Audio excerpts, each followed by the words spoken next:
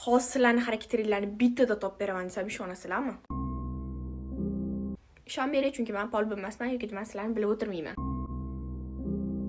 Просто tak TikTokda bitta test chiqib qoldi. O'shani davaychi takrorlab ko'ramiz. Rostdan ham haqiqat bo'lsa, siz kommentariyada yozib keting. Ha, men mana shunaqaman deb. Manba rasmida birinchi bo'lib nimani ko'rdingiz? Bo'lib ildizni ko'rgan bo'lsangiz, siz alohida yurishdan yoki bitta o'zingiz harakat qilishdan hech qachon charchamaysiz va o'sha narsadan energiya olasiz. Odamlar bilan ko'proq hazil-huzul, bema'ni gaplarni gaplashgandan ko'ra foydaliroq, qadrliroq va sizga foydasi tegadigan gap-so'zlar bilan odamlar bilan gaplashishni xohlaysiz. Endi bemalol ishona oladi, bemalol xohlagan gapini gapiradi. Ya'ni любой odam bunday qaraganda, bo'ldi, menimcha bunga ishonsa bo'ladi deb hamma gapini aytadigan odam ekansiz. Taxmin bo'yicha. Agarda siz daraxt ko'rgan bo'lsangiz, siz juda ham hammadan energiya olasiz, hech qanaqa hech kimdan qo'rqmaysiz.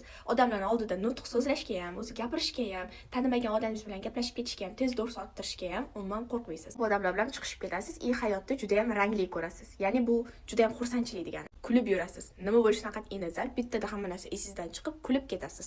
Agar siz birinchi bo'lib labbi ko'rgan bo'lsangiz, tabriklayman, siz meni sortimdansiz. Ya'ni siz tomiringizda mani qonim oqyapti degani.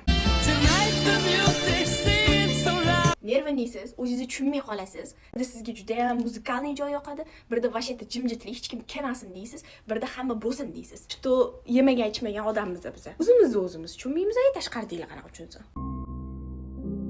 Tabriklayman, qutlayman, siz bilan tanishganimdan xursandman. To'g'risi, vashiyatda xursand emasman. Video uchun просто tak kulib chiqaman. O'zi kayfiyatim vashiy yo'q. Bo'pti, nima bo'lsa ham o'rtog'ingizga tashlab qo'ying videoni.